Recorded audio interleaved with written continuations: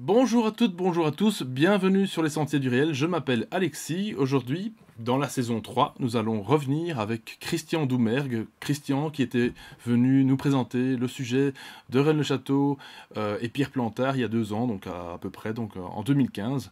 C'est vrai que c'est une année assez spéciale pour ça, une année 1 en numérologie en tout cas, où certains invités reviennent. Voilà, donc j'ai vraiment le plaisir d'accueillir Christian aujourd'hui. Bonjour Christian, comment vas-tu ? Bonjour Alexis, ça va bien, ça va Alors, très bien même. Alors cette fois-ci, tu es en vidéo parce qu'il y a 2 ans, j'avais pas la technique, donc on t'entendait que en audio, donc voilà. Donc c'est vraiment plaisant de pouvoir mettre un visage sur quelqu'un, sur une voix. Et voilà. Alors pour te présenter un petit peu, donc tu es auteur, essayiste, écrivain, on peut dire ça comme ça. Tu t'intéresses beaucoup à la question de Rennes-le-Château. Hein, tu as étudié ça pendant plus de 20 ans, je pense, si je ne m'abuse. Ouais, absolument. Et tu étudies d'ailleurs encore le sujet actuellement. Donc, comme je le disais, tu as présenté donc ce fameux sujet qui était Pierre Plantard. D'ailleurs, vraiment un sujet très très intéressant puisque, encore une fois, il était question de sociétés secrètes. Et c'est pour ça que je t'ai invité aujourd'hui parce que tu vas nous parler de toute autre chose, quoique, encore une fois, il y a toujours des liens. Et c'est donc basé sur ton livre Au cœur des théories du complot, qui est ton tout dernier bouquin que tu viens de sortir, hein, donc d'écrire et de sortir.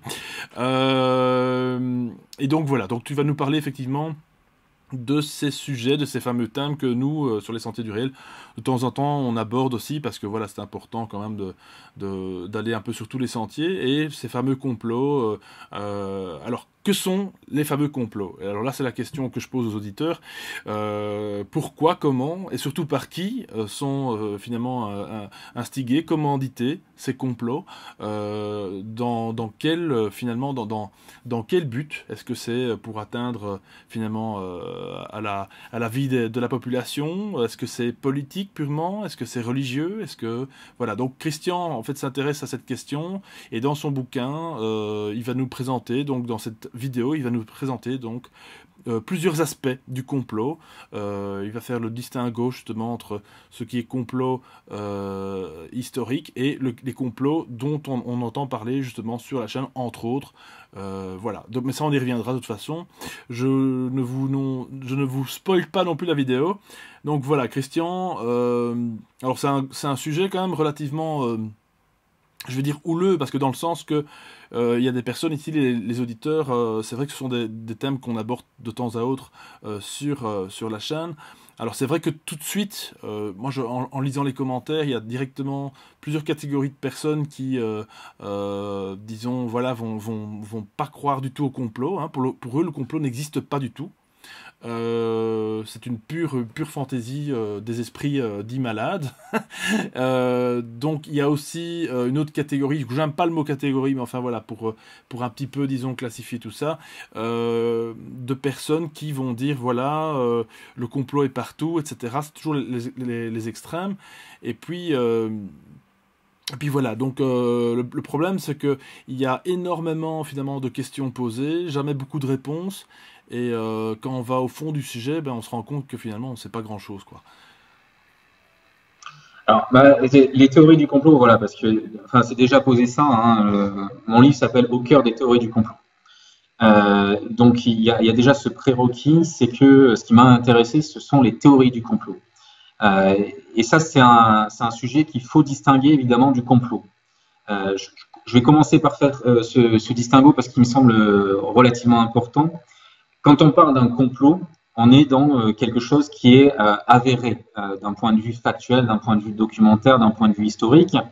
On est donc dans une conspiration qui a été ourdie par un nombre plus ou moins important de personnes et qui peut concerner différents champs. Ça peut être une action politique, par exemple un complot pour assassiner un dirigeant politique, et ça va être conduit par un État de façon officieuse. La CIA, par exemple, a réalisé de nombreuses opérations de ce type d'ingérence dans un certain nombre de pays.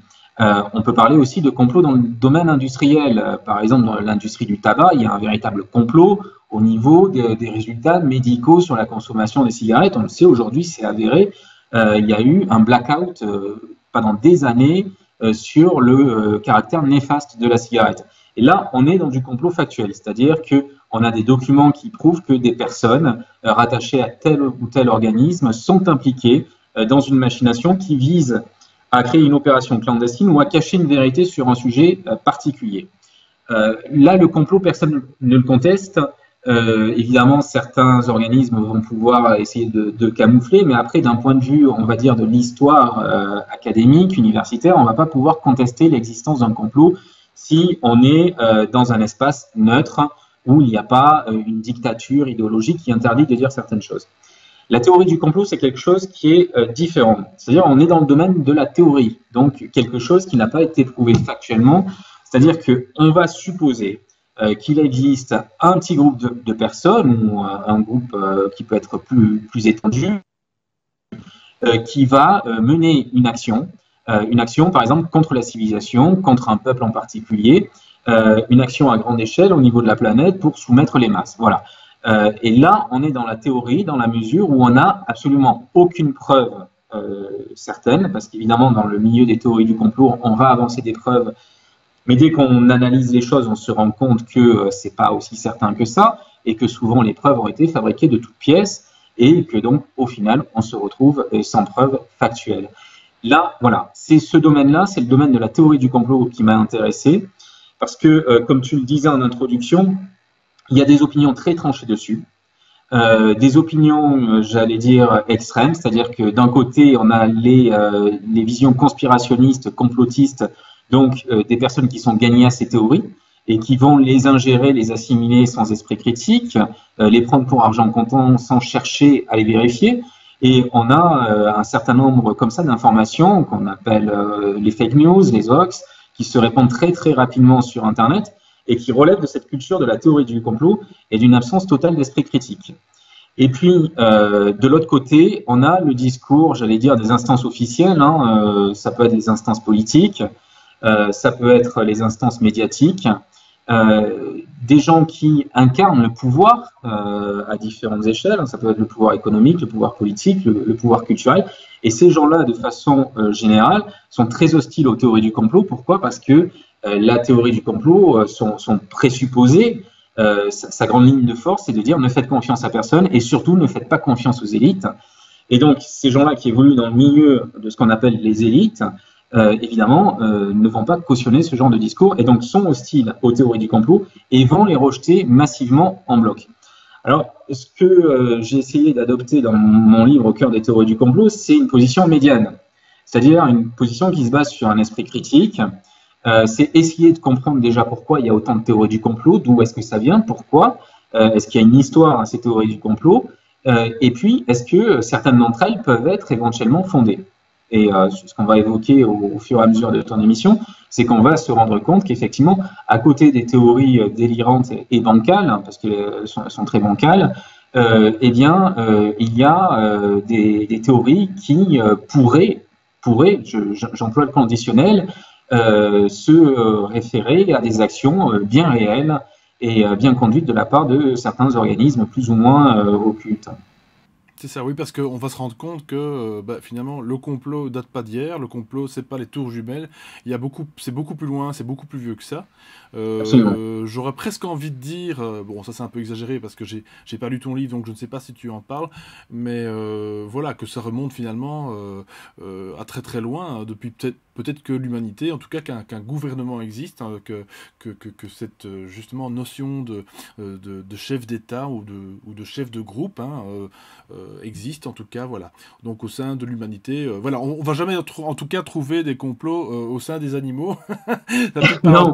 Aux petites parenthèses. Donc c'est pour ça que je fais cette parenthèse parce qu'effectivement, l'humain, je crois, a quelque part dans sa nature, malheureusement et heureusement, peut-être pour certains, cette façon justement de pouvoir aller dans le positif, dans le négatif, et de toute façon vouloir nuire finalement gratuitement envers l'autre pour acquérir un certain pouvoir. Mais enfin voilà, tout ça tu vas l'expliquer, donc tu vas revenir un petit peu aux origines, en tout cas de là où toi tu as pu remonter, parce que naturellement, encore une fois, c'est pas toujours évident de remonter où on veut aussi. Oui, absolument. Alors, c'est vrai que, bon, comme je disais, il faut bien distinguer les complots et la théorie du complot. Pour les complots, je suis d'accord avec toi, c'est aussi vieux que l'humanité, c'est aussi vieux que l'organisation sociale de l'humanité. Si on remonte à l'époque romaine, on a la trace évidemment d'un certain nombre de complots que l'on connaît très bien. Maintenant, pour ce qu'on appelle la théorie du complot, c'est-à-dire ce que j'ai expliqué, ce présupposer qu'une organisation en particulier n'est pas ce qu'elle dit être, et cache derrière un visage bienveillant quelque chose de tout à fait maléfique, parce que c'est un des grands présupposés de la théorie du complot. Là, on a des dates assez précises. La première grande théorie du complot qui a été formulée, elle date du XVIe siècle, XVIe, XVIIe siècle. C'est l'ordre des Jésuites, donc la compagnie de Jésus qui l'a suscité. Donc c'est un ordre qui avait été approuvé par le pape au XVIe siècle, en 1540. Et c'est un ordre dont il faut évoquer un petit peu, là, pour bien comprendre le fantasme qu'il a pu susciter, la puissance. C'est-à-dire que les jésuites ont pour mission de christianiser le monde, en quelque sorte, de réaliser sur terre le royaume du Christ. Et pour ce faire, ils vont essaimer dans les différents pays. Ils ont un pays chrétien, puis ils ont aussi une activité de missionnaires à l'extérieur. Et ce qui est très important pour comprendre la théorie du complot sur les jésuites, c'est que les jésuites vont être directeurs de conscience. Donc, ils ont ce rôle de directeur de conscience, c'est-à-dire un directeur de conscience, c'est quoi dans le domaine religieux? C'est quelqu'un qui va conseiller un individu, qui va lui dire ce qu'il doit faire ou ne pas faire en fonction des desseins de Dieu. Le rôle est donc tout à fait essentiel, puisqu'il y a vraiment une emprise sur la vie réelle de l'individu. C'est pas seulement une discussion philosophique que le jésuite a avec lui, c'est une discussion philosophique, mais qui va déboucher sur des actes bien réels. Et donc, à partir de là, il y a une puissance, puisque les jésuites vont être les conseillers spirituels de personnalités politiques princières importantes, mais aussi de personnalités économiques importantes. Et donc, ils vont susciter un certain nombre de suspicions. Et à un moment donné, on est au début du XVIIe siècle, à Cracovie, en 1614, va paraître un livre qui s'appelle les Monitas Secreta, c'est les règles secrètes. Et c'est un livre qui est censé être un livre à usage interne des jésuites. Et donc, il existerait, d'après cet ouvrage-là, une règle secrète qui expliquerait aux jésuites, justement, comment, sous couvert de cette mission chrétienne que l'ordre s'est donnée, eh bien, ils vont prendre le pouvoir. Et il y a donc tout un tas de choses qui sont dictées pour capter, par exemple, les héritages, donc pour s'enrichir, la règle du secret au sein de l'ordre, comment quelqu'un qui rentre dans l'ordre ne peut pas en sortir. C'est vraiment l'archétype de la société secrète. On retrouvera ce genre de discours après autour de la franc-maçonnerie. Et ce livre, dont on sait qu'il est un faux, qui a été fabriqué, peut-être d'ailleurs par un ancien jésuite, il y a tout un tas de questions qui entourent cet ouvrage, eh bien, ce livre va avoir un succès fou, puisqu'il va être réédité plusieurs fois. Et à partir de là, va se répandre la théorie du complot autour de l'ordre des jésuites. Le livre Monitas Secreta va être brandi comme une preuve un petit peu partout à travers l'Europe. Et ce complot jésuite, il est encore évoqué de nos jours. C'est pas quelque chose qui est mort, au contraire, même si ce document a été remis en question, même si on sait qu'il relève d'une manipulation, le complot jésuite est aujourd'hui encore d'actualité. Donc ça, d'un point de vue historiographique, voilà, c'est la première grande théorie du complot, en tout cas la première dont on a gardé une trace littéraire importante. Il faudra attendre quelques temps, ceci dit, pour que la théorie du complot prenne un peu plus d'ampleur et se répande plus profondément dans la société. Et il faut attendre pour ça, et là je pense qu'il faut insister là-dessus, c'est que la théorie du complot, elle a un grand succès dans les temps troublés. Actuellement, on est dans une période extrêmement sombre de l'histoire de l'humanité, une période pleine d'incertitudes. On voit le chaos et on a du mal à percevoir la lumière dans ce chaos. Eh bien, la théorie du complot a un succès monumental. Et si on remonte dans le temps pour trouver une équivalence où la théorie du complot a eu un tel succès, eh bien, il faut remonter à la Révolution française, puisque c'est une énorme cassure dans les consciences, la Révolution française. Évidemment, on a aujourd'hui une vision avec le recul des années. On a une vision qui a été forgée par les vainqueurs, la République, et donc on se représente assez mal le traumatisme que ça a pu être pour la population à l'époque, la population gagnée au roi et à l'Église, puisque avec le roi, évidemment, c'est le royaume de Dieu sur terre qui part à volo, puisque en France, on avait une monarchie de droit divin. Et c'est ça que la Révolution française va faire voler en éclats. Donc, elle s'attaque directement à Dieu. Et dans un siècle qui est encore très religieux, bon, si on a eu la philosophie des Lumières qui est passée par là, tous les esprits sont très très loin d'être gagnés à cette vision rationnelle et rationalisante. Eh bien, c'est un traumatisme et il faut comprendre pourquoi, comment une telle chose a pu arriver. Et la théorie du complot va être un moyen d'expliquer ce drame. C'est-à-dire que toute une littérature va se développer qui va expliquer que la Révolution française n'est pas le fruit d'un mouvement populaire spontané, mais qu'elle a été orchestrée dans l'ombre par des puissances maléfiques, par des puissances qui veulent s'en prendre directement à Dieu, et on va expliquer par ce complot le fait qu'une telle révolution, qui va à l'encontre de l'ordre divine, ait pu se dérouler. Et un des éléments qu'on va avancer, peut-être vouloir qu'on le détaille, c'est celui du complot franc-maçon. Puisque c'est à cette période-là que la théorie du complot maçonnique va naître. Alors, la franc-maçonnerie, évidemment, on rentre dans un sujet qui est assez vaste, avec toute la question de l'origine de cet ordre, la franc-maçonnerie, dont on a des traces anciennes en Angleterre, dont on sait aujourd'hui qu'il naît dans le milieu des tailleurs de pierre, donc des maçons qui vont fabriquer les grands édifices religieux de l'Angleterre moyenâgeuse. On sait qu'il y a une distinction entre les maçons qui vont tailler grossièrement les pierres et ceux qui vont faire des œuvres très très fines, tout ce qui relève de l'ornementation, de la sculpture. Et c'est ces maçons-là, qui s'appellent les freemasons, qui ont une maîtrise particulière, qui connaissent une initiation particulière pour justement acquérir cette maîtrise de la taille de la pierre qui est transmise de maître à disciple. Bon, ça c'est les origines historiques. Si tu veux, on pourra expliquer un peu plus, mais peut-être qu'on peut s'en tenir à cette définition-là. À un moment donné, disons quand l'Angleterre devient une gallicane, donc qu'il n'y a plus cette production foisonnante d'édifices catholiques, donc ornés de sculptures religieuses, ces freemasons, ils vont voir leur rôle redéfini parce qu'il n'y a plus de commandes de ce type-là. Et donc la maçonnerie qui était opérative, c'est-à-dire qu'on réalisait quelque chose de matériel, un bâtiment, donc une maçonnerie concrète, matérielle, va devenir quelque chose de plus spéculatif. C'est là que des personnes autres que des tailleurs de pierre vont rentrer dans cet ordre qui va devenir plus philosophique et qui va réfléchir en fait à la construction de l'édifice social, mais aussi de l'édifice intérieur, spirituel. Il y a un double visage de la maçonnerie. Bon, là encore, c'est peut-être pas le propos ce soir.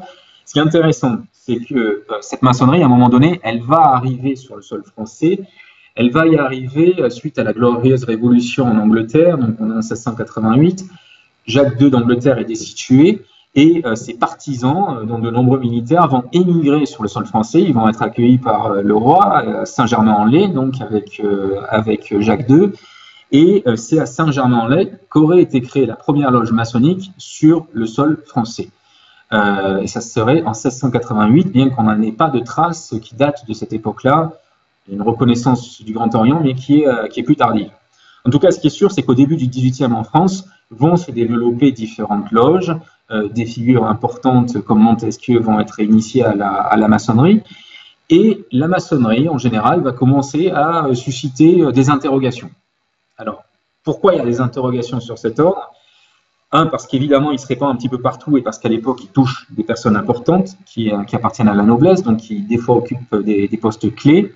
Et évidemment, ce qui va focaliser les esprits, c'est le secret. Puisqu'il y a un secret maçonnique, la personne qui rentre en loge, qui est initiée en franc-maçonnerie, elle doit prêter un serment, c'est le serment du secret, ce qui se passe en loge, l'initiation qu'elle va vivre, les rites qu'elle va accomplir, eh bien, ne devront pas être racontés à l'extérieur. Donc, il y a ce poids du serment, ce poids du secret, qui pèsent sur les maçons, et à l'extérieur, ça suscite tout un tas d'interrogations.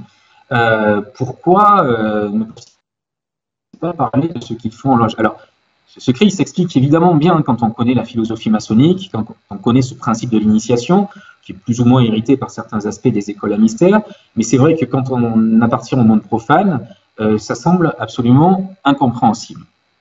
Et donc, il y a une inquiétude politique qui va naître en France, notamment, elle va être incarnée par le cardinal de Fleury, qui est le Premier ministre de Louis XV, et le cardinal de Fleury estime en plus qu'il y a des origines anglaises à la franc-maçonnerie, donc ça rajoute à la suspicion.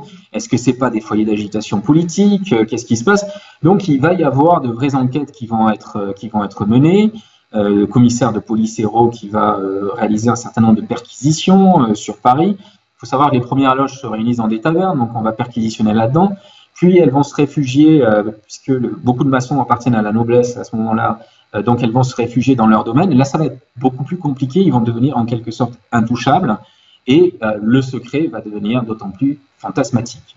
Alors, on a des symptômes très clairs de cette fascination pour le secret maçonnique, c'est d'abord des pièces de théâtre. Parce qu'à cette époque-là, on va avoir un certain nombre de pièces de théâtre sur le sujet, Harlequin franc-maçon par exemple, ou les frimaçons hyperdrames, qui est écrit dans la fin de la première moitié du XVIIIe siècle. Et le thème central de ces pièces, eh bien, c'est le secret. Alors, il y a toujours un personnage féminin qui va essayer de séduire un franc-maçon pour essayer de lui arracher sur l'oreiller le secret des rites maçonniques. Et alors, ce qui est amusant, parce qu'évidemment, ça fait sourire, ces histoires-là, mais ça reflète aussi une réalité, c'est-à-dire qu'en France, on a à un moment donné une danseuse de l'opéra, la Carton, qui affirme avoir réussi à arracher sur l'oreiller à un maçon les secrets de la franc-maçonnerie. Et donc, le commissaire de police va se vanter d'avoir eu les informations par la Carton. Voilà.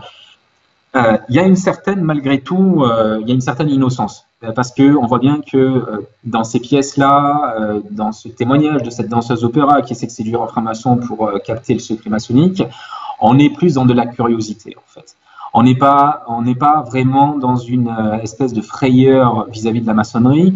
Il y a des suspicions policières, donc de la part des inspecteurs de police, de la part du cardinal de Fleury, mais à part ces personnes qui appartiennent à l'autorité, on va dire, politique, au sein de la population, c'est plutôt de la curiosité qui anime les esprits à l'égard de la maçonnerie. C'est vraiment la Révolution et les jours qui vont suivre la Révolution et les jours qui vont suivre la Terreur qui vont façonner l'image noire de la maçonnerie. C'est à partir de là qu'on va véritablement parler du complot maçonnique. Donc là, on n'est plus dans quelque chose d'innocent où on essaie de percer en secret, mais qu'est-ce qu'ils font?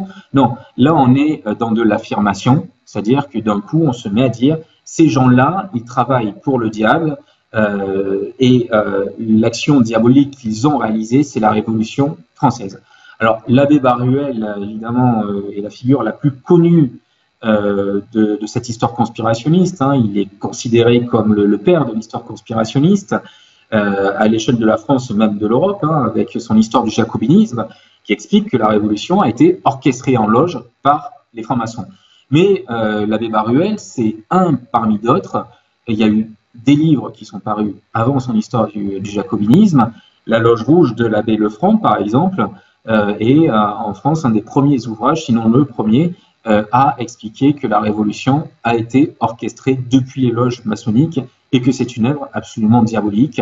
Alors, il va expliquer que donc il y a des cercles secrets disséminés un petit peu partout en Europe, qui communiquent à travers des codes bien précis et qui œuvrent à la destruction complète de la civilisation chrétienne. Voilà. Ça, c'est très important parce que c'est le fondement de la pensée conspirationniste et toutes les théories qu'on a aujourd'hui eh bien, dérivent en fait de cette naissance-là de l'histoire conspirationniste. Alors ça, il faut bien préciser aussi que cet abbé Lefranc, il appartient au milieu clergé réfractaire, c'est-à-dire du clergé qui n'a pas prêté serment à la République.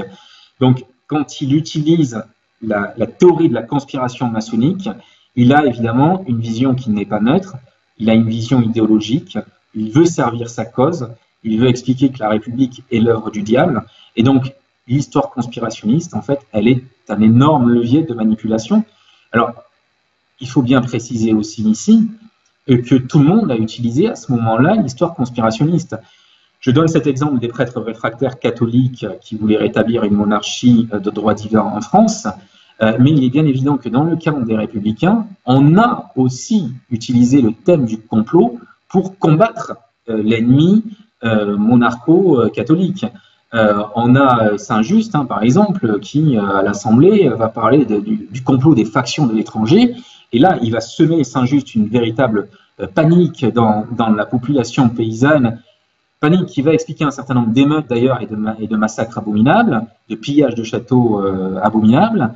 Pourquoi? Parce que Saint-Just explique que, depuis l'étranger, la noblesse française prépare de façon souterraine la reconquête du pouvoir. Donc on voit bien là que les deux camps utilisent le thème du complot pour souder les troupes et galvaniser leurs partisans. Ça, c'est très intéressant. C'est que, si je peux me permettre une parenthèse, on a tendance souvent à dire que la théorie du complot est dans un camp plutôt que dans un autre. C'est vrai que dans le contexte politique actuel, on a plutôt tendance à dire que la théorie complotiste est d'extrême droite, mais en fait, on se rend compte qu'elle est aussi d'extrême gauche. Elle est vraiment de tous les bords. Tous les partis idéologiques, qu'ils soient politiques ou religieux, ont utilisé à un moment ou à un autre la théorie du complot pour servir leur intérêt. C'est peut-être d'ailleurs une des seules branches dans laquelle finalement beaucoup de gens peuvent se retrouver, finalement, quelle que soit leur religion, comme tu dis, leur penchant politique. C'est là qu'on se rend compte qu'on peut retrouver plusieurs personnes qui vont pas défendre forcément, disons, leur parti ou leur religion, puisqu'il s'agit effectivement ici donc de conspiration, avec donc des détails, des preuves. Certains disent qu'il n'y a pas de preuves, et voilà. Donc c'est peut-être ça aussi qui fait la différence avec tout le reste. Naturellement, encore une fois, tout le monde va vouloir, prêcher sa bonne parole, finalement, et ramener quand même toujours à sa cause, quand même, mine de rien, pas clairement dit, c'est ça que je veux dire. Non, c'est ça, c'est que la théorie du complot, en fait, s'est imposée comme un instrument de manipulation souterraine, c'est-à-dire que l'étiquette politique, religieuse n'est pas forcément affichée sur la théorie du complot, mais évidemment, par l'état d'esprit qu'elle génère, par la vision du monde qu'elle va proposer, souvent, elle va être amenée à servir une cause. Voilà. Et ça, on le voit très bien dans l'évolution d'ailleurs de la théorie du complot maçonnique. C'est une histoire qui est très intéressante, puisque, comme je le dis, c'est à l'origine de toutes nos théories du complot, et notamment celle des Illuminati. On va revenir tout à l'heure, j'espère, sur le thème des Illuminati, mais il faut bien comprendre qu'il remonte aussi ce thème à cette période-là, puisque les premiers écrits sur le complot des Illuminés remontent aux années qui ont suivi la Révolution française. Le marquis de Luchet écrit un livre sur les Illuminés à ce moment-là, et les Illuminés donc sont censés être les maîtres d'œuvre de la maçonnerie. Il y a cet élément qu'il faut bien comprendre aussi, c'est que la maçonnerie est un milieu extrêmement complexe. À l'origine, c'est quelque chose de très simple avec 3 grades, apprenti, compagnon et maître. Les choses sont relativement claires, et puis à un moment donné, vont se développer ce qu'on appelle les hauts grades. Donc des grades supérieurs qui montraient jusqu'à 33, ça devient à ce moment-là plus flou, parce qu'on rentre dans un autre type de système avec des fois ce qu'on appelle des supérieurs inconnus, c'est-à-dire des personnes qui ont un certain savoir, une certaine connaissance ésotérique. On voit ça de façon très précise dans la maçonnerie allemande, la maçonnerie templière allemande. Et là, ça a été un des éléments, il faut bien le dire, qui a servi les théoriciens du complot maçonnique. À un moment donné, au XVIIIe siècle, apparaît dans la maçonnerie allemande l'idée qu'il y a des maîtres inconnus, des supérieurs inconnus, qui sont en quelque sorte des héritiers occultes de l'ordre du Temple. Donc, l'ordre des Templiers, je pense que tes auditeurs connaissent l'ordre du Temple, on ne va peut-être pas rentrer dans le détail, Donc l'ordre du Temple est mort officiellement après la traque des Templiers par Philippe le Bel et la mort du dernier grand maître Jacques de Molay sur l'île de la Cité à Paris. Mais il y a tout un tas de traditions qui expliquent que l'ordre a survécu de façon occulte et ces traditions vont être formalisées, en quelque sorte, mises par écrit par la franc-maçonnerie allemande au XVIIIe siècle. Et ça va servir, c'est-à-dire que ça donne un certain prestige, parce qu'il faut bien comprendre que dans les pays autres que la France, c'est-à-dire les pays qui n'avaient pas subi la propagande anti-templière de Philippe le Bel, les Templiers avaient conservé une image prestigieuse. Donc au sein de la maçonnerie allemande, se rattacher à l'ordre du Temple, à ces moines soldats, c'est quelque chose de tout à fait prestigieux qui donne une assise historique à la franc-maçonnerie qui, depuis ses origines, se cherche une origine mythique. Ça peut être en Égypte, ça peut être dans l'Antiquité, et ça peut être l'ordre du Temple. Et cette origine donc va servir le prestige de la maçonnerie allemande, et elle va aussi légitimer un certain nombre de discours des supérieurs inconnus qui affirment avoir une connaissance ésotérique secrète qui leur est venue directement de siècle en siècle des Templiers. Le fait est qu'en France, les Templiers, on en a gardé pendant longtemps, tant que la royauté a été installée en France, on en a gardé la vision très noire que Philippe le Bel avait forgée à leur égard. Il va falloir attendre le 19e siècle, il va falloir attendre Napoléon pour que l'ordre du Temple commence à être réhabilité dans les esprits, qu'il y ait une vision positive qui se développe, aussi bien dans les livres d'histoire que dans les essais littéraires, pièces de théâtre, par exemple. Je pense à celle de Renoir, Les Templiers, qui est un gros succès au début du 19e siècle et qui offre une vision positive de l'ordre du Temple. Mais jusque-là, la vision est très noire. Et donc, pour les historiens de la conspiration, le fait que des maçons, des francs-maçons se réclament des Templiers, se disent héritiers des Templiers, eh bien, va leur permettre de tisser un scénario de la conspiration, c'est-à-dire ils vont expliquer l'ordre du Temple a été défait par le roi de France et l'Église de Rome, eh bien, l'ordre du Temple qui a survécu de façon clandestine a créé la franc-maçonnerie qui, des siècles après, se venge de la mort des Templiers, et la franc-maçonnerie se venge en faisant tomber de son piédestal et en tuant le roi de France et en détruisant l'Église catholique sur le sol de France. Et évidemment, la tentative est à l'échelle, ensuite envisagée à l'échelle européenne. Donc il y a un scénario qui est tout tracé et on voit comment quelque chose qui était positif dans la maçonnerie allemande se retourne contre la maçonnerie pour devenir un argument des détracteurs de la maçonnerie qui vont expliquer qu'il y a une œuvre de vengeance au sein de la franc-maçonnerie. Donc ça, c'est un premier élément qui explique aussi le succès des théories du complot à cette époque, puisqu'on va le retrouver chez tous les auteurs qui vont évoquer ce terme. L'autre élément, c'est donc ces supérieurs inconnus et le mystère des illuminés, puisqu'on va faire un mélange entre différentes choses.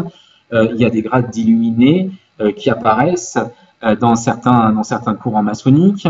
On a des rencontres entre des ordres qui se disent illuminés, qui sont héritiers de Swedenborg. Donc, on est dans le milieu de l'ésotérisme, le mage Swedenborg, donc, qui prétendait avoir une communication directe avec les anges et qui se disait donc illuminé d'un point de vue spirituel, d'un point de vue mystique. Et on a tout un tas de loges qui sont créées comme ça, comme celle de Don Pernetti à Avignon, les illuminés d'Avignon, qui vont s'intéresser par exemple à l'alchimie. Donc là, on est dans un illuminisme qui effectivement a des liens très forts avec la franc-maçonnerie, avec la maçonnerie, puisque la maçonnerie est à l'époque encore très tournée vers le spirituel et que beaucoup de maçons s'intéressent à l'alchimie notamment. Donc, on a ces connexions-là. Et à côté de ça, on a ce qu'on appelle les Illuminés de Bavière. Les Illuminés de Bavière qui sont le prototype des Illuminati, bien que les Illuminati tels qu'on les conçoit aujourd'hui sont un petit peu un mix de tout ça, donc qui ont été créés par Adam Weishaupt. On est au XVIIIe siècle, en 1776, et là, on est dans un ordre complètement différent, c'est-à-dire que le but de Weishaupt, c'est très clairement de détruire la société traditionnelle. Quand il se dit illuminé, les lumières dont il se réclame, évidemment, c'est les lumières des philosophes. Donc on est à l'opposé de l'illuminisme de Swedenborg et de Don Pernetti. Là, on est dans la lumière de la raison. La société doit être entièrement réformée et détruite par la raison pour être rebâtie. Le pseudonyme que se choisit Weishaupt, c'est Spartacus, donc c'est loin d'être anodin. On a vraiment cette vision de l'homme qui va détruire un monde. Et alors là, pour le coup, c'est une vraie société secrète, hein, qui a un vrai but politique, un vrai but de destruction, qui a une politique d'infiltration, notamment d'infiltration des milieux maçonniques, puisque Weishaupt, pour recruter, va infiltrer les milieux maçonniques, sauf que sa vision anti-catholique, anti-chrétienne va se heurter à certains maçons. Là encore, bon, il y aurait tout un travail de contextualisation, mais la maçonnerie à cette époque n'est pas en guerre avec l'Église, hein, et une partie de la maçonnerie actuelle ne l'est pas non plus d'ailleurs. C'est des choses qu'il faut rappeler parce qu'on a une vision un peu monolithique de la maçonnerie. Et donc, les illuminés donc, de Weishaupt vont susciter des craintes, hein, puisque après ces disputes internes en maçonnerie, certaines choses sont filtrées à l'extérieur, des documents notamment. Il y a des perquisitions qui vont être ordonnées par le pouvoir. L'ordre est interdit. Weishaupt va essayer de le recréer sous forme de société de lecture. Les perquisitions vont de nouveau se mettre en marche. Bref, cet ordre, cette société secrète va être détruite au final, mais elle a laissé une empreinte indélébile dans les esprits. Et ce qu'on a retenu, c'est qu'il y avait un ordre des Illuminés qui œuvrait à la destruction de la société traditionnelle. Et donc, quand l'histoire conspirationniste va naître en France, à travers Lefranc, à travers Baruel, etc., on n'a pas oublié cet ordre des Illuminés et on en fait le chef de file de la maçonnerie, c'est-à-dire qu'au-dessus de la maçonnerie, qui tire les ficelles, ce sont les Illuminés qui, dans l'ombre, vont contrôler cet ordre. Parce que, évidemment, il y a cette obéissance du maçon qui rentre dans un organisme dont il ne voit pas toutes les ramifications avec le système déograde. Le maçon ne perçoit qu'une partie de la vérité. C'est un des arguments qui va être avancé par les détracteurs de la maçonnerie en disant « vous ne savez pas qui tire les ficelles ». Et donc, les détracteurs de l'ordre vont affirmer que ceux qui tirent les ficelles sont les Illuminés. Voilà, ça, c'est la naissance de l'histoire conspirationniste au lendemain des révolutions qui secouent l'Europe, et notamment de la Révolution française. Et progressivement, c'est ça qui est intéressant, c'est que le discours va s'adapter au fil du XXe siècle, et que les Illuminés, progressivement, vont tomber dans l'oubli. On va garder les francs-maçons, et les Illuminés, progressivement, au fur et à mesure que l'antisémitisme monte durant le XIXe siècle, vont être remplacés par le juif. Et donc, c'est le juif qui, au final, va devenir le maître d'œuvre de la franc-maçonnerie. Et dès lors, on va parler du complot judéo-maçonnique. Voilà. Et c'est ce complot judéo-maçonnique, à partir les écrits antisémites vont se multiplier à partir de la deuxième moitié du XIXe siècle, et ça va atteindre une vitesse exponentielle à la fin du XIXe siècle. Là, on est dans une profusion d'écrits antisémites, puis on va avoir la prolongation après jusque dans les années 30, mais vraiment le discours sur le complot judéo-maçonnique, il va se façonner, se forger à ce moment-là.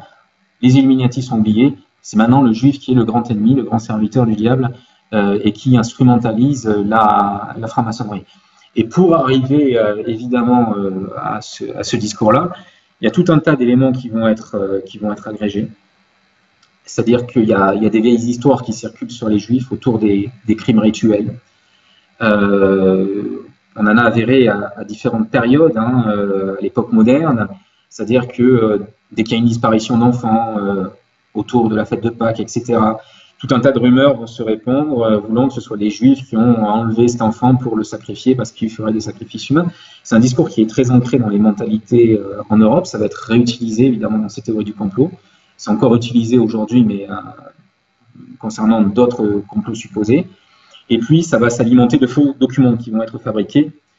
Le plus connu, le plus emblématique, c'est dans le cimetière juif de Prague, qui met en scène, en fait, un dialogue entre plusieurs rabbins autour de la tombe d'un autre rabbin, figure importante dans leur milieu, sur lequel va apparaître une flamme bleue, manifestation du diable. Donc, il y a tout un dialogue sur la conquête du monde qui est évoqué. En fait, ce texte-là, dans le cimetière juif de Prague, a été repris par de nombreux livres antisémites, fin 19e siècle, comme étant un élément authentique, se référant à une vraie rencontre de rabbins juifs dans ce cimetière, sauf que en fait, c'est un extrait d'un roman, un chapitre d'un roman qui a été écrit par un écrivain antisémite, Goethe, dans un roman qui s'appelle Biarritz. Donc, une œuvre de fiction antisémite devient quelques années plus tard, une preuve d'un complot juif contre le monde chrétien. Ça, c'est un des éléments constitutifs de la théorie du complot, c'est-à-dire que on a des fois des éléments qui sont fictifs, qui sont réutilisés comme des éléments documentaires pour prouver l'existence d'un complot. Voilà. C'est pour les grandes lignes comment est née l'idée de la théorie du complot, comment elle s'est développée tout au long du 19e siècle. Oui, c'est un petit peu à l'instar des... Bon, là, je tiens quand même à le signaler, c'est un petit peu à l'instar de certains médias qui reprennent des images et vont prendre un élément bien précis, le transformer et s'en servir pour, disons, dénoncer, bien, ou alors montrer une information qui finalement, au final, est fausse, puisqu'on ne voit pas tout le film, on ne voit pas tout le document, et encore une fois, sorti de son contexte, va complètement être erroné, et malheureusement, eh bien, les amalgames donc naissent, et c'est comme ça aussi que beaucoup d'histoires peuvent aussi être falsifiées, puisque, voilà, en ne reprenant pas un contexte, en tout cas global, un élément, même visuel, peut être tout à fait... je mettrai d'ailleurs une image pour mieux comprendre l'idéologie dans laquelle je veux venir. C'est qu'effectivement, voilà, c'est comme dire la personne voit le tableau de face ou le voit de profil. C'est exactement la même chose. Encore une fois, il faut voir tout dans la globalité. Et je pense qu'avant de se lancer dans peut-être des... Comme tu dis, hein, certaines peut-être théories, voilà, et sans savoir de quoi il en retourne exactement, eh bien peut-être de savoir justement les tenants, les aboutissants, et ouais, mais voilà, le problème, encore une fois, ce n'est pas souvent accessible, puisque ce sont des informations qui, encore une fois, soit doivent être secrètes et être tenues secrètes, soit ce sont des informations qu'on va balancer peut-être pour cacher encore autre chose. Voilà, ça c'est ma version ici sur les sorties du réel, mais voilà. Ouais. Donc ce que je veux vraiment souligner, c'est le fait de voir tout et pas seulement un élément, pas seulement un détail dans l'histoire, et ce qui fait que voilà, les amalgames pourraient être évités, je pense, plus souvent. Oui. Moi, je pense que la nécessité dans ce domaine-là qui est hyper sensible, c'est de toujours remettre en question tous les discours. Je suis d'accord avec toi sur le fait, et ça, enfin, je tiens à le dire aussi, c'est que ce type de discours-là construit sur du mensonge que j'évoque et que je mets du côté des partisans de la théorie du complot, il est bien évident que la même rhétorique, les mêmes méthodes sont utilisées par les grands médias de masse qui peuvent, selon les mêmes procédés, manipuler aussi la population et induire en elle des pensées. Hein. Donc, je blanchis pas loin de là les grands médias qui sont les premiers manipulateurs sur certaines questions, pas sur tout, mais sur certaines questions. Quoi. Voilà. Je pense que ce qui est important, c'est de bien prendre conscience, et on le voit à travers cette historique, que la théorie du complot, même si elle peut se référer à d'authentiques complots, et on va le voir, ça je veux insister qu'il y a des vrais complots qui sont ourdis par certains groupes. On l'a vu avec Westop, hein, les Illuminés, il y a bien une base réelle, il y a bien une société secrète réelle qui veut détruire une société traditionnelle, ça c'est certain. C'est factuel. Et on est dans le domaine du factuel, là on n'est pas dans le domaine du fantasme du tout. Hein. Ce groupe-là a bien existé, on en a des preuves, et ses intentions étaient très claires. Donc voilà. Par contre, je pense qu'il faut systématiquement interroger toutes les informations qui nous arrivent et essayer de remonter, si possible, à la source, parce que, on le voit, il y a toujours, dans la transmission d'une information, une volonté idéologique. C'est vrai du côté des théoriciens du complot, c'est vrai du côté de l'histoire officielle aussi. Hein. Il y a une histoire, elle a une vision idéologique qu'elle défend et qu'elle véhicule. Hein. C'est vrai au niveau de l'information sur les grands médias de masse. Donc voilà, toujours s'abreuver à plusieurs sources. Je pense que c'est un moyen de se repérer dans ce méandre. Et puis, alors, ce qui est intéressant aussi, c'est que quand on remonte justement à la source, des fois on se rend compte que le complot n'est pas forcément là où on pensait qu'il était. Je reviens à mes Illuminés, à mes Illuminati, parce que c'est vrai que dans les théories du complot actuelles, la théorie des Illuminati, la théorie du complot Illuminati est certainement la plus populaire, en tout cas au sein des jeunes générations, notamment chez les adolescents. Énormément d'entre eux, mais là encore il y a une sociologie bien particulière, mais énormément d'entre eux dans certains milieux croient au complot Illuminati. Ils y croient pour différentes raisons. Ça peut être évidemment par rapport à une appartenance socio-religieuse, politique, qui fait qu'ils sont portés à y croire parce qu'on en parle autour d'eux. Ils sont aussi portés à ça parce que dans la culture populaire, les Illuminati sont extrêmement présents. Il n'y a qu'à voir les clips de Jay-Z, Rihanna, Madonna elle-même a parlé des Illuminati. Rihanna, dans ses clips, affiche en image quasi subliminale Princess of Illuminati. Donc, elle joue sur les théories conspirationnistes qui la concernent. Alors, bon, je pense que la plupart de tes auditeurs connaissent cette idée du complot Illuminati. En gros, qu'est-ce que c'est? C'est une secte particulière qui aurait, selon la théorie du complot, voué donc allégeance au diable pour obtenir la richesse sur Terre et évidemment, à travers notamment la musique, endoctriner les foules et les soumettre à l'emprise du démon. C'est un discours très religieux et donc on voit que la genèse des théories du complot est importante parce qu'il y a toujours, quasiment toujours, cette dimension religieuse aux théories du complot. Alors, aujourd'hui, ce thème, il est très à la mode. On l'a vu encore dernièrement avec les élections en France. Le discours de Macron dans la cour du Louvre devant la pyramide. Quand je l'ai vu installé devant la pyramide, j'étais quasiment certain que dans les secondes qui allaient suivre, sur Internet allaient se développer des théories voulant qu'il soit un Illuminati, qu'il soit un agent Illuminati. Effectivement, ça n'a pas raté. Le net s'est embrasé de théories conspirationnistes autour de l'élection d'Emmanuel Macron et de son appartenance aux Illuminati. Pourquoi? Parce qu'il y avait le triangle, donc de la pyramide du Louvre derrière lui, et que le triangle est présenté comme le symbole majeur des Illuminati. Alors, moi, pour exprimer ma pensée, on est souvent là-dedans dans un délire interprétatif. On est dans une paranoïa ambiante. C'est-à-dire c'est de l'ésotérisme de supermarché, c'est-à-dire qu'on va chercher des symboles partout, on va voir des sens occultes partout, et puis dans la méfiance actuelle qui régit les rapports humains dans ce monde chaotique, on va voir la main du mal partout. Et au final, on va développer, à mon sens, un esprit extrêmement négatif. Je ne dis pas qu'il faut être confiant vis-à-vis du monde, mais enfin, voir des conspirations partout, ça génère un état d'être qui aboutit à quelque chose d'extrêmement malsain, à mon sens. Et alors, ce qui m'a intéressé dans cette étude sur les théories du complot, c'est de voir où revenait ce revival de la mode des Illuminati, parce que, évidemment, s'il a été propagé par Rihanna, Madonna, etc., ces stars de la pop culture, elles ont capté quelque chose qui était dans l'air du temps, qui était là d'abord chez le public, qui est le premier à avoir cru déceler des symboles Illuminati ici et là. Les stars n'ont fait qu'en jouer après, à des fins marketing, c'est très clairement ça. Alors, pourquoi c'est revenu? Puisque, comme je l'ai dit il y a quelques instants, ça avait complètement disparu de la théorie du complot maçonnique.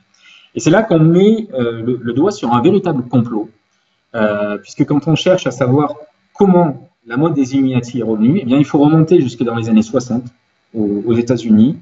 Et c'est là que dans on peut appeler ça une secte, c'est un groupe qui s'appelle le discordianisme, qui a été fondé par deux hommes, Wendell et Gregory Hill, et deux hommes qui, en fait, ont une philosophie assez particulière, inspirée à la fois par l'anarchisme et par le bouddhisme. Et ils conçoivent que la création ne peut advenir que au sein du chaos. Voilà. D'où le nom de leur mouvement, le discordianisme. Et ce groupe, donc les discordiens, vont monter une véritable opération d'influence dans la contre-culture américaine pour répandre les théories du complot et déstabiliser. Dans les années 60, on est dans un paysage social qui est complètement différent du nôtre. C'est-à-dire que nous, on est dans la défiance permanente vis-à-vis des médias, vis-à-vis des politiques. On le voit constamment. La confiance s'est complètement brisée dans l'institution. Je parle d'un point de vue français, puisque c'est vraiment ce qui se dégage en France actuellement, mais on le voit partout, me semble-t-il. Dans les années 60, on est encore dans la vision idéaliste de l'État protecteur, de l'État à qui on peut faire confiance, et des institutions à qui on peut faire confiance. Il y a ce patriotisme qui est très très vivace et qui est très loin de ce qu'on vit nous aujourd'hui. Et donc les discordiens vont tenter de briser cette vision idéaliste avec une opération qu'ils ont appelée Mindfuck, donc foutre en l'air la pensée, quoi, hein. Et pour ça, ils vont remettre au goût du jour les théories du complot et notamment, surtout, la théorie du complot Illuminati. C'est eux qui vont les sortir de l'ombre. Alors comment est-ce qu'ils vont faire? Eh bien, ils vont écrire à différents groupes des lettres qui vont parler du rôle occulte des Illuminati et qui vont expliquer que le chaos qu'on commence à pressentir dans la société américaine, qui est malgré tout troublée à l'époque par la peur du communisme, on est aussi dans ce contexte-là, où on a une peur panique viscérale de l'agent soviétique infiltré sur le sol américain. Eh bien, dans ces lettres qui vont être envoyées à certains milieux, les discordiens vont expliquer que ce chaos a été créé par un ordre secret, un ordre occulte, les Illuminati, et notamment ils vont envoyer des lettres de ce type à la croisade chrétienne anticommuniste. Donc le nom du groupe dit bien l'idéologie du groupe, et parallèlement, ils vont aussi expliquer à ce même type de groupe conservateur chrétien que les Illuminati ont pris le contrôle de l'industrie de la musique. Et ça, c'est très intéressant parce qu'évidemment, dans le discours sociétal, le rock, enfin toutes les musiques nouvelles qui naissent à l'époque se heurtent à la morale chrétienne traditionnelle. Et donc là, on leur dit, eh oui, mais derrière ça, il y a les Illuminati. Voilà. Donc, ils vont imprimer dans un certain nombre d'esprits cette pensée d'un complot qui est orchestré dans l'ombre. Et là, je parlais des milieux à droite, mais on va avoir le même type de manipulation en destination d'un public de gauche. Donc, les lettres, évidemment, vont être adaptées, notamment suite à l'assassinat de Kennedy. Eh bien, certains milieux de gauche vont recevoir des lettres, des documents émanant des discordiens dans le cadre de cette opération Mindfuck, leur expliquant que ces assassinats ont été commis sur ordre des Illuminati. Voilà, donc on va écrire aussi à des magazines, par exemple au Courrier des lecteurs de Playboy, qui est une revue de charme, mais qui est aussi une revue littéraire, évidemment, avec des articles sur différents sujets. Eh bien, un certain nombre de membres de la rédaction de Playboy qui sont en accointance avec les historiens vont faire passer dans le magazine des éléments sur ce complot Illuminati. Et progressivement, dans les milieux de la contre-culture et dans certains magazines américains, on va voir distiller cette idée que les Illuminati sont à l'œuvre pour détruire la société américaine. Et c'est là vraiment l'acte de renaissance du complot Illuminati qui était tombé dans l'oubli. On va aussi avoir dans les années 70, toujours par les mêmes discordiens, des romans de science-fiction qui vont être publiés et qui vont s'intéresser aux sociétés secrètes et qui vont parler des Illuminati. On est dans le domaine de la fiction, mais on sait le rôle que la fiction joue dans la construction d'un paysage mental, d'une appréciation du monde. Et là, on a un livre comme The Eyes in the Pyramid, L'œil dans la pyramide, qui est un roman qui paraît en 75, qui est le premier tome d'une trilogie qui met en scène l'œuvre des Illuminati. Et progressivement, comme ça, par cette manipulation-là, eh bien, les Illuminati vont revenir à la mode. Et ce qui m'a fasciné dans ce travail-là, de la genèse du complot Illuminati, c'est de voir qu'en fait, on nous parle de ce complot auquel participeraient Jay-Z, Rihanna, Madonna, etc. Et qu'en fait, derrière cet effet de mode, il y a un vrai complot qui a été orchestré par des gens et qu'on peut reconstituer de façon factuelle avec des documents. Il y a une vraie manipulation mentale avec cet objectif de semer le germe du chaos dans la société. Et ça a fonctionné, puisque la théorie du complot, actuellement, elle sème le chaos dans tous les esprits. Ouais, c'est une volonté finalement de ne plus voir l'avenir sous un bel auspice. Voilà, c'est vrai que ça noircit fort quand on commence avec ces théories-là, quand on commence à... Enfin, qui ne sont encore une fois pour certains cas pas des théories, mais si on commence effectivement à creuser de plus en plus, on se rend compte que finalement, quel est encore le sens de notre vie ici-bas, quel est finalement le but à me lever chaque jour pour aller bosser, ou en tout cas pour embrasser ma fiancée, etc., à faire des enfants, à procréer. Bref, tout ça, finalement, est une guerre psychique quelque part, j'ai envie de dire. Absolument. Oui, absolument. Je pense que je reviendrai là-dessus peut-être en conclusion de ton émission. Mais c'est un noircissement du monde c'est une mise à mort supplémentaire de l'idéalisme, la théorie du complot telle qu'elle est envisagée et conçue actuellement, et c'est une accentuation du processus de nihilisation complète de l'individu et de sa perception du monde extérieur. Et c'est pour ça qu'il faut s'inscrire en faux contre cette manipulation-là. Alors, avant d'en venir là, cette conclusion qui me semble importante parce que je pense qu'il faut porter la lumière plus que jamais aujourd'hui et que contre ces feux obscurs, il y a des feux lumineux aussi qu'on peut rallumer. Parce qu'il y a ce supposé complot des ténèbres, mais j'y reviendrai en conclusion, on peut aussi parler d'un complot de la lumière qui, à mon avis, ressurgit en un certain nombre de points. Tu avais évoqué mon travail sur Rennes-le-Château. Je pense qu'à Rennes-le-Château, il y a quelque chose de cet ordre du complot de la lumière. Mais je préfère garder ça pour la conclusion. Peut-être quand même pour un élément qui me semble important, qui m'a semblé important dans mon enquête, hein, c'est outre de démonter justement l'origine de ces manipulations, outre de montrer que le complot n'est pas forcément là où on croit qu'il est, j'insiste quand même dans le livre sur le fait qu'il y a un certain nombre de complots qui, pour le coup, sont prouvés. Et des théories du complot qui sont complètement délirantes cachent des fois une origine bien réelle. Alors, je vais prendre un exemple. On parle aujourd'hui beaucoup dans les milieux conspirationnistes du projet Monarque. Alors, le projet Monarque serait donc un projet de manipulation mentale d'ampleur qui impliquerait un certain nombre de stars de la pop culture. On parle de Lady Gaga, on parle de Miley Cyrus, par exemple. Alors, pourquoi Monarque? Parce que ces femmes qui ont été des jeunes filles avant auraient été complètement transformées par cette reprogrammation mentale qui en aurait fait des esclaves. Et donc pourquoi monarque? Ça se référait au papillon monarque, donc à cette idée, hein, puisque le papillon incarne l'idée de la transformation, c'est la chenille qui devient papillon, et donc ce programme permettrait de transformer complètement une personnalité et de créer en elle-même une autre personnalité. Et si je reviens sur Miley Cyrus, par exemple, on connaît ses chorégraphies obscènes, ses clips hyper provocateurs. Miley Cyrus, à la base, c'est une jeune fille qui travaille pour Disney, donc qui est dans l'innocence. Et on a plusieurs profils comme ça, Britney Spears également. On passe de la petite fille innocente à la prostituée qui se prostitue sur scène.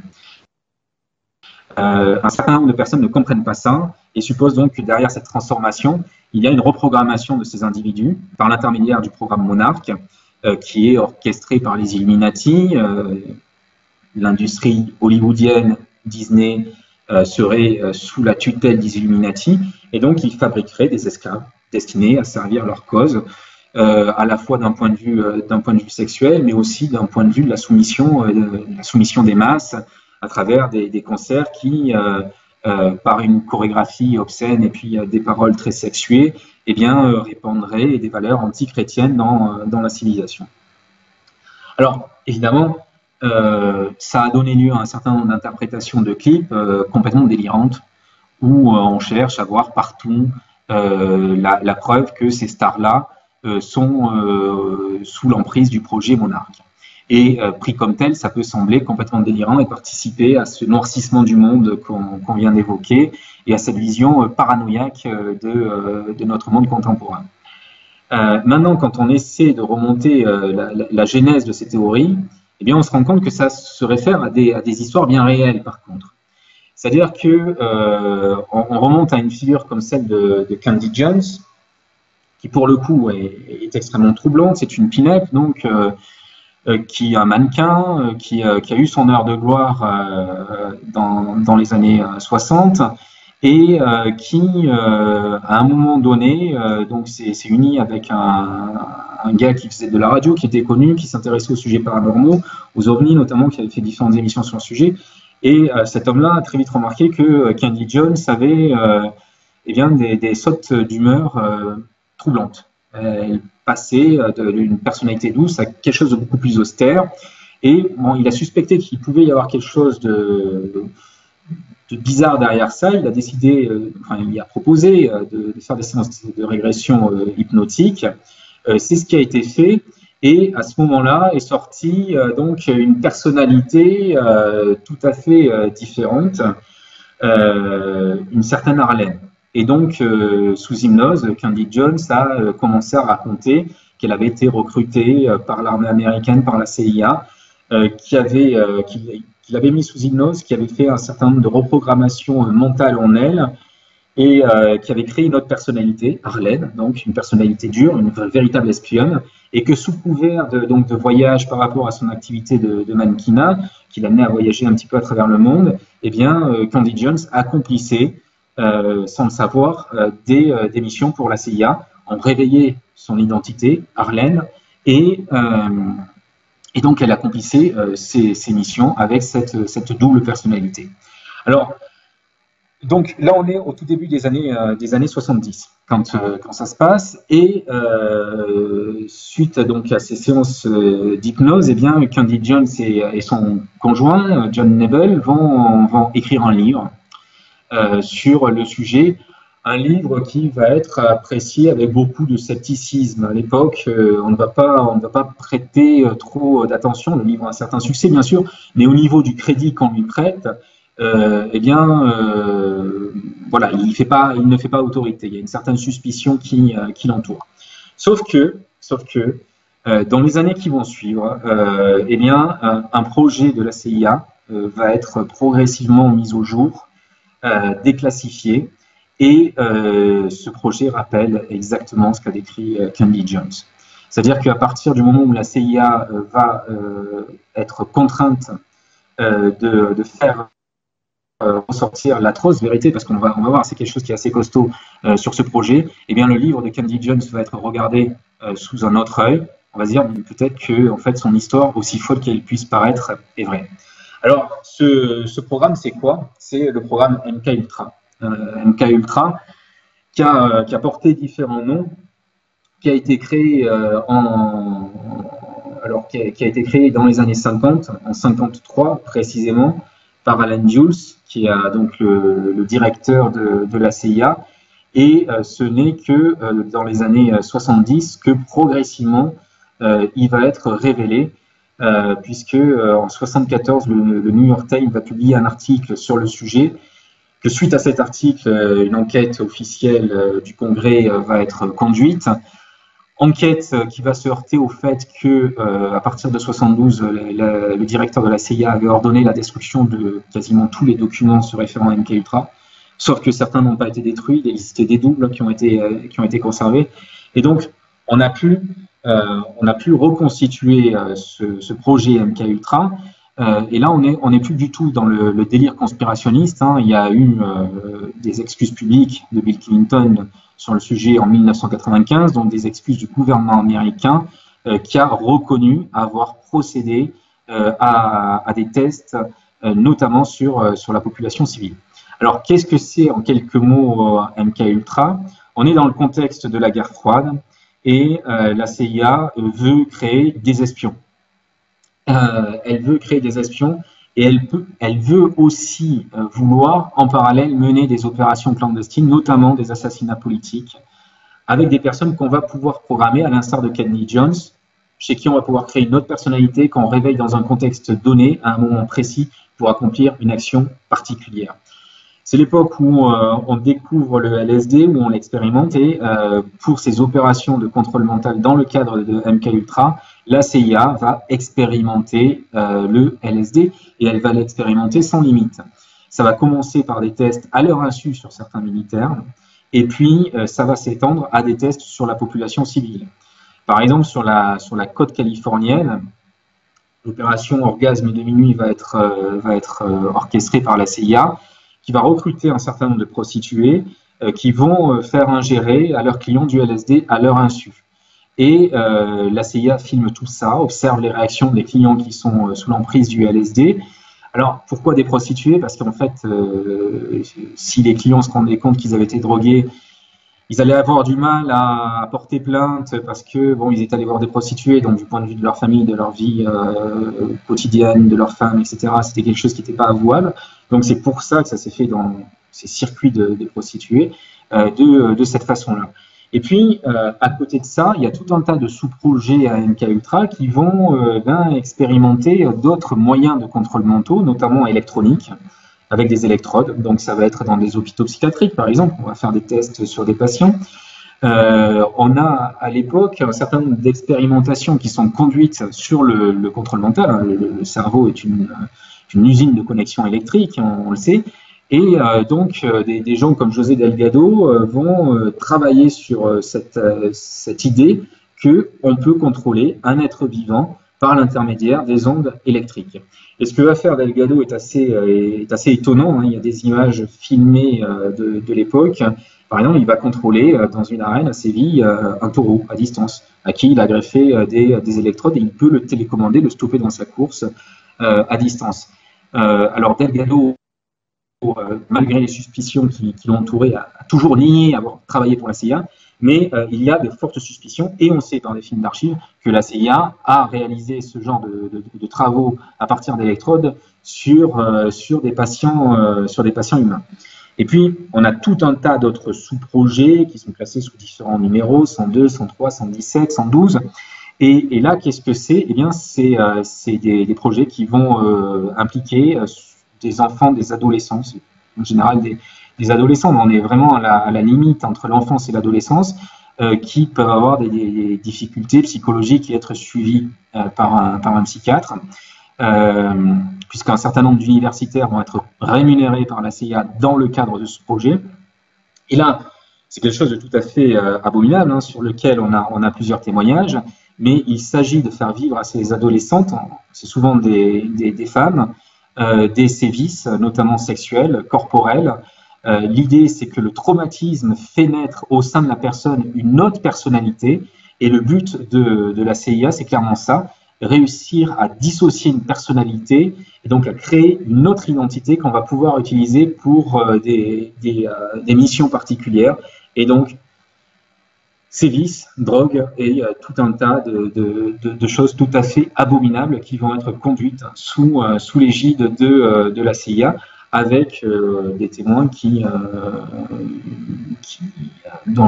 vont avoir, suite à ces témoignages-là, et au fait qu'on a pu prouver que les expériences décrites avaient bien été vécues, et bien des indemnités de la part du gouvernement américain. Karen Wetmore, notamment, a été indemnisée suite à son récit, parce qu'il y a eu différents témoignages qui l'ont corroboré.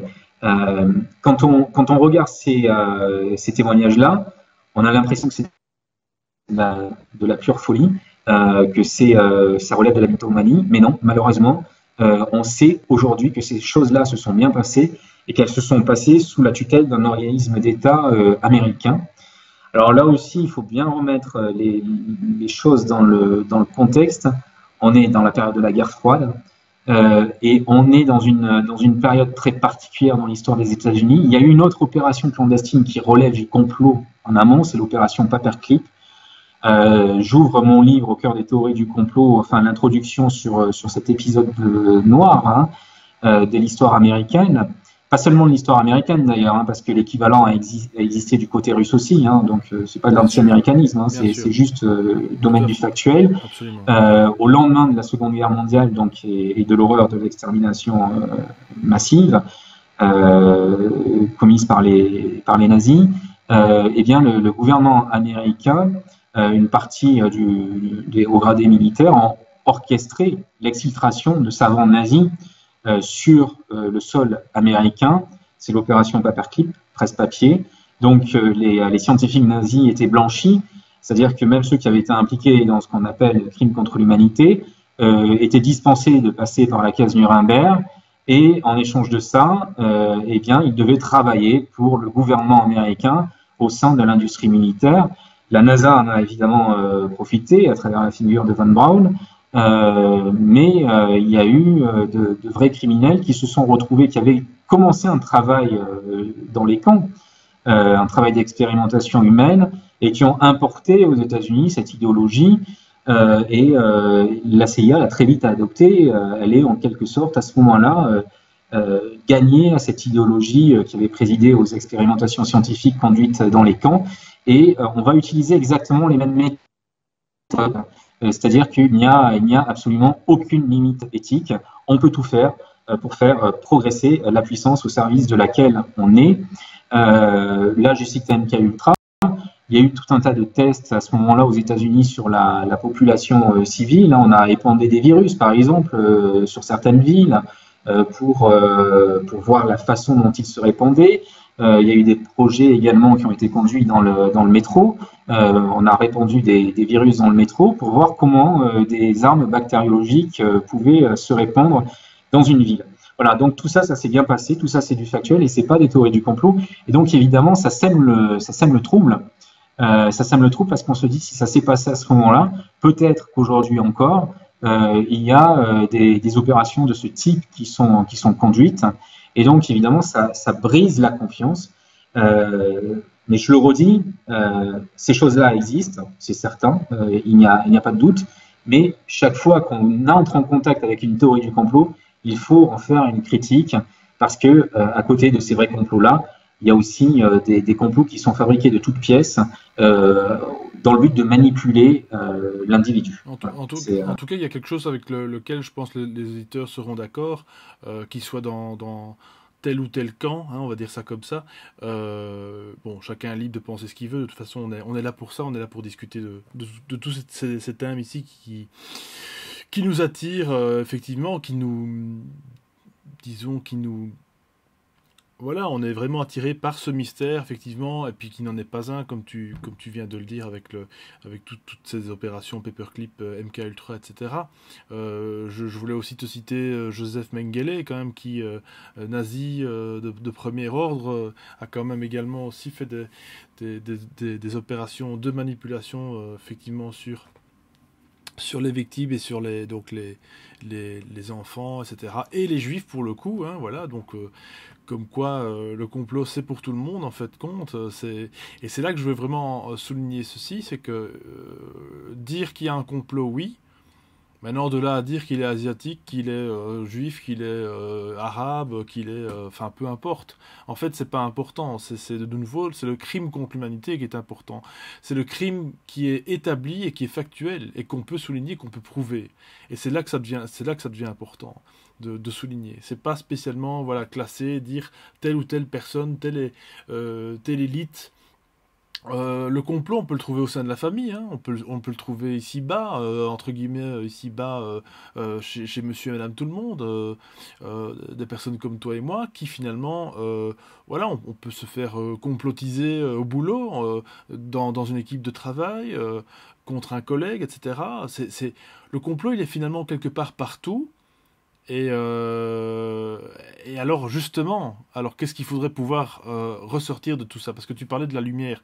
Parce qu'il n'y a pas que le côté obscur. Il y a effectivement des solutions. À chaque problème, sa solution, comme je dis d'ailleurs toujours. Oui, alors il y a deux points qu'on peut aborder de ce côté-là. C'est-à-dire que je crois que la théorie du complot, c'est aussi une opportunité pour affiner l'esprit critique. Je pense qu'il ne faut pas être dans le dogme. Enfin, c'est mon opinion personnelle. Il ne faut pas être dans une croyance fixe. Il faut tout remettre en question. C'est un précepte, qui me semble extrêmement important, et notamment aujourd'hui. On est dans un monde trouble. Je pense qu'il faut savoir se positionner dans ce monde trouble, mais se positionner sans dogmatisme, c'est-à-dire avec un esprit critique acéré, ne faire confiance à personne entre guillemets, mais avoir ses propres valeurs et avoir une vision du monde qu'on défend et une vision du monde lumineuse contre le chaos ambiant. Il y a une destruction massive, pour moi, de l'idéalisme qui est à l'œuvre. Alors, je ne sais pas si c'est ourdi par un complot, mais c'est à l'œuvre, et j'allais dire, c'est ce contre quoi il faut se battre. Et c'est pas en dénonçant un complot qu'on arrive à ça, c'est en incarnant cette lumière qu'on veut voir à l'œuvre. Parce que dénoncer le complot, si on n'incarne pas le côté opposé, c'est-à-dire le côté lumineux par ses choix personnels et sur tous les domaines, philosophique, sociétal, son rapport à l'environnement, son rapport à la littérature, à la poésie, etc., Je pense que si on n'incarne pas ça, ça sert pas à grand chose de dénoncer le complot pour dire les élites sont pourries. J'allais presque dire on a les élites qu'on mérite, c'est-à-dire qui sont à l'image aussi d'un peuple donné à un moment donné. Et c'est pas en faisant des dénonciations à tout va qu'on arrive à ses fins. Donc ça c'est un premier point, ça serait une posture personnelle, existentielle. Parce que c'est aussi facile, c'est-à-dire qu'il y a très rapidement une espèce de victimisation qui se crée. Oh, je peux pas faire ça, je peux pas vivre ça parce qu'il y a les Illuminati, parce qu'il y a ceci, parce qu'il y a cela. Le monde est pourri, donc je peux rien faire. Non, je pense que justement, il faut réveiller en l'individu une force ancestrale, une force de vie qui est complètement étouffée pour le coup par le monde contemporain et son matérialisme mercantile. Donc ça, c'est quelque chose contre quoi il faut se battre. Et pour se battre contre ça, c'est pas les discours, c'est vraiment le réveil d'une force intérieure qu'il faut susciter en se coupant de ce monde. Le deuxième point, je parlais tout à l'heure donc du complot de la lumière. Oui, parce que on a une vision extrêmement négative, extrêmement chaotique du monde, où effectivement la plupart des théories du complot vont dénoncer le complot du diable, le complot des Illuminati. Donc c'est la conspiration des démonolâtres. Hein. Là aussi, c'est puisque dans quasiment toutes les théories du complot, on nous dit que c'est le démon qui est derrière tout ça, que ce soit tout un tas de clips de Rihanna, par exemple, ont été décryptés en expliquant qu'elle invoque le diable, que le bouc est là, que voilà. Donc c'est un complot des ténèbres. Et je disais le complot des démonolâtres parce que c'est un livre de l'abbé Fillard, donc là aussi qui parlait d'une conjuration démoniaque qui avait orchestré le chaos. On est dans cette vision-là. Je crois qu'à l'opposé, factuellement, on peut constater qu'il y a aussi des gens qui ont accédé à une certaine lumière et qui, de la même façon que certains manipulent les masses pour des intentions négatives qui tiennent à leur propre profit, eh bien, ces gens-là, qu'on pourrait appeler les Rose-Croix, et je ne fais pas allusion là à un ordre rosicrucien qui aurait pignon sur rue, hein.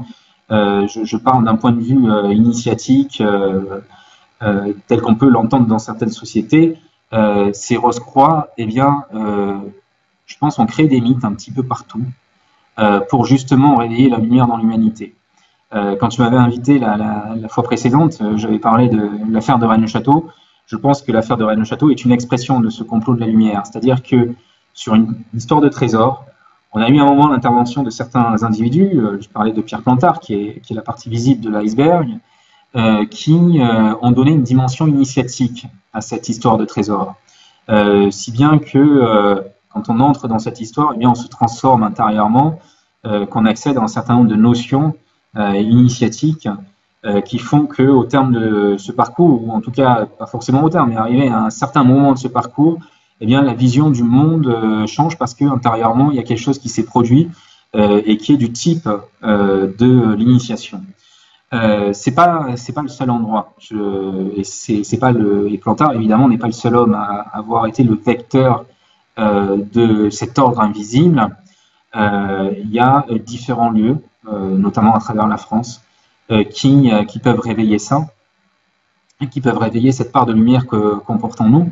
Et je crois que voilà, c'est ce qui est important aujourd'hui, c'est d'arriver à comprendre que la théorie du complot, j'ai terminé mon livre là-dessus, hein, c'est ce que j'explique dans ma conclusion, que la théorie du complot est une religion du chaos, très clairement. C'est une religion postmoderne avec un ésotérisme de surface, où on va décrypter les clips des pop stars, voir des symboles initiatiques, ésotériques à l'intérieur.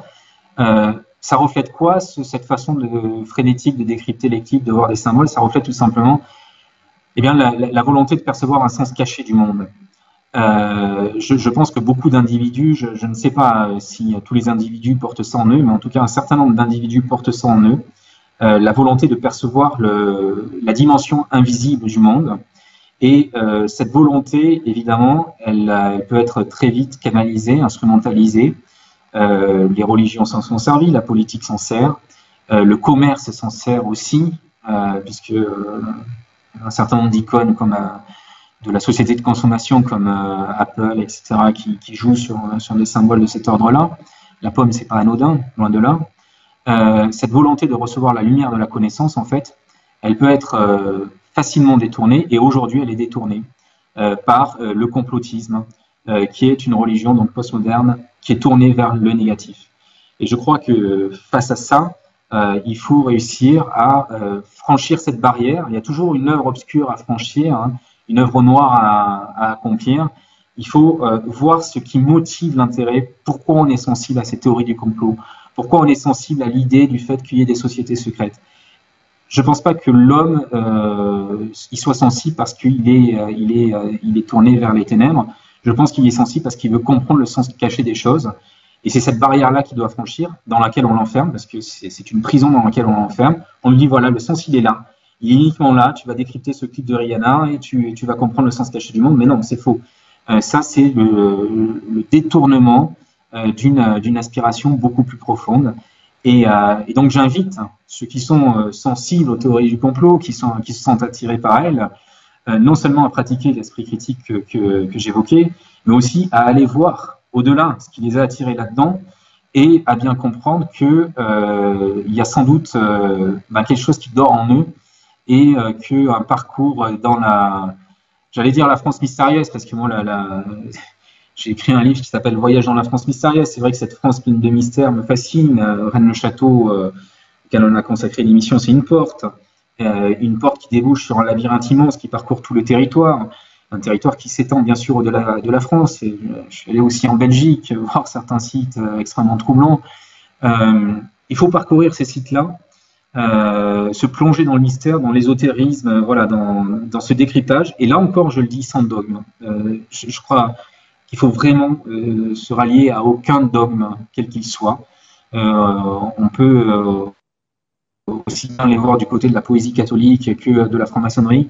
Je ne crois pas qu'il faille construire des antithèses. Il y a les différentes religions, les différents courants philosophiques ont capté quelque chose du monde qui nous dépasse, d'une réalité spirituelle, l'ont formulé à leur façon, des fois imparfaite, et puis des fois ils ont touché du doigt quelque chose. Et donc, quand on est sans dogme, qu'on avance comme ça dans la foi de l'invisible, je pense qu'on finit par réveiller quelque chose de très important. Et c'est un peu mon message, c'est que aujourd'hui le monde tel qu'il est conçu par nos élites s'achemine vers un chaos sans nom. Les fausses idéologies, le faux humanisme est partout présent, et il n'y a de la voie que pour ce faux humanisme-là. Je crois qu'il faut réveiller la nature ancestrale de l'homme et remonter à ses origines pour donner une autre impulsion à l'humanité, parce que si on continue dans la direction qui est celle de l'humanité actuelle, on va vers une fin abominable, quoi, qu'on n'a pas du tout envie de vivre. Non, voilà. Pas que je sache, non. Et effectivement, c'est un petit peu ça, c'est vrai que c'est le message que tu portes, et c'est de pouvoir justement aller voir finalement sur tous les sentiers, hein, comme je le dis souvent, c'est un petit peu pour ça que cette chaîne s'appelle Les Sentiers du Réel, c'est justement pour pouvoir aller voir plusieurs réalités, puisqu'il y a plusieurs niveaux de lecture. Propre à soi, propre à chacun, sans établir, comme tu dis, un dogme et en faire une religion. Surtout pas un mouvement de pensée. Il faut rester libre dans les pensées et pouvoir écouter l'autre finalement. C'est ça le plus important. C'est une forme de tolérance. C'est pas très compliqué en soi, hein. Quelque part, voilà, on ne voudrait pas non plus être brimé dès demain et ne plus pouvoir penser tel que l'a décrit justement l'écrivain George Orwell dans 1984, justement, qui là effectivement est une prison pour l'esprit. Alors effectivement, Christian, tu l'as très très bien évoqué. Voilà, donc on a un petit peu vu globalement ce que tu as écrit dans ce bouquin qui fait combien de pages, rappelle-le-moi? Alors, à peu près. Je le montre, il est là. D'accord. Je vais te dire ça, c'est jamais fin avec toi, hein, c'est jamais fin. Non, non, non, tu vois, 430 Voilà, pages. Donc, voilà, c'est une grosse brique, là, donc ouais, ouais, voilà, il y a absolument. beaucoup de détails, beaucoup de choses à redécouvrir Oui, dans ce oui, bouquin. Voilà. et plein de choses. Et là, bon, tu évoquais 1984, c'est un sujet. Il y a plein de théories du complot que j'évoque dans le livre qu'on n'a pas évoqué ce Bien soir. sûr, bien Évidemment, sûr. les dinosaures n'ont jamais existé, la bombe nucléaire n'a jamais existé, La Terre est on plate. n'est jamais allé sur la Lune.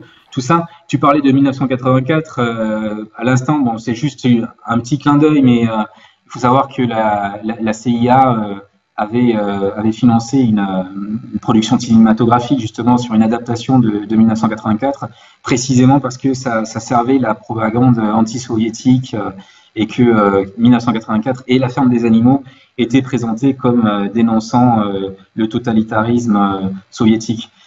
Mais ça, c'est une opération de complot culturel qui a été orchestrée sur le sol européen par la Voilà, c'est CIA. de la Il y a tout un propagande. passage là-dessus Mm. qui est intéressant aussi. C'est vraiment de la propagande. Mais il est toujours intéressant, de toute façon, de se dire que tout ce qui est artistique, puisque tu as évoqué quand même des chanteurs, des chanteuses, tout ce qui est artistique, généralement, c'est quand même qu'une projection de l'esprit, finalement, mis dans ce monde 3D. Voilà. Ce ne sont quand même que des idées. Alors, qui viennent peut-être d'un au-delà, de l'esprit tordu de certaines personnes, de certains artistes. Et voilà, je critique pas les artistes, puisque je suis artiste moi-même quelque part, je me considère comme ça, créateur en tout cas. On crée les choses, et encore une fois, voilà, faut pas rentrer dans le syndrome de Stockholm, comment prier finalement son propre bourreau. Je crois qu'il faut aller vers, comme tu l'as très bien dit là tout de suite, réveiller cette petite lumière qui est en nous et qui est endormie complètement. Et voilà, c'est ce que je dis souvent. On a ça en nous. Il suffit simplement de s'y connecter. Enfin, quand je dis il suffit, ça c'est encore un autre problème. Mais voilà, on a ce pouvoir. On a vraiment ce pouvoir. C'est pas un petit mot que je dis là. Et on a vraiment cette capacité de pouvoir réveiller en nous bien ce côté lumineux malgré tout ce que, comme tu l'as très bien évoqué, ces périodes qui sont quand même relativement sombres, floues, tant en politique qu'en religion et économique, etc. Voilà, donc c'est vraiment très difficile et je pense que, ben, encore une fois, on le dira jamais assez, l'amour est, entre guillemets, le mot d'ordre finalement pour essayer de s'en sortir en tout cas, et se respecter chacun. Voilà, et pouvoir écouter l'autre aussi, c'est ça le plus important. Donc c'est ce qu'on a fait avec toi aujourd'hui, Christian. Tu as présenté ta vision, disons ta vision vraiment des choses par rapport au complot. Encore une fois, beaucoup de choses à découvrir dans le bouquin qui est déjà disponible un petit peu partout. Est-ce que tu veux éventuellement nous rappeler comment est-ce qu'on peut te joindre, comment est-ce qu'on peut éventuellement te demander peut-être une dédicace, si c'est possible? Alors écoute, je pense que le plus simple c'est de passer par Facebook, Oui, puisque j'ai un compte Facebook, d'accord, Christian Doumergue, tout simplement. d'accord. Via la messagerie Facebook, c'est le moyen le plus simple de me contacter. Très J'ai bien. un site internet aussi que je tiens pas à jour parce que j'ai plus le temps de le tenir à jour, mais il y a un contact qui permet d'aller sur mon adresse mail D'accord. et donc de m'envoyer un message via ma boîte mail. Parfait.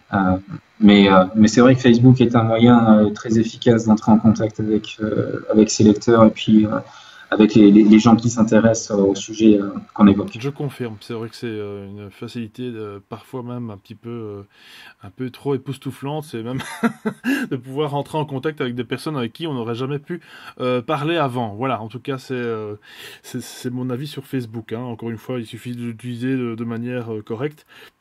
Et c'est comme dans tout. Voilà. Je Absolument. pense qu'il faut voilà aller vers une certaine éthique dans tout ce qu'on fait. Voilà, mon cher Christian, écoute, merci beaucoup de ta présence parmi nous aujourd'hui.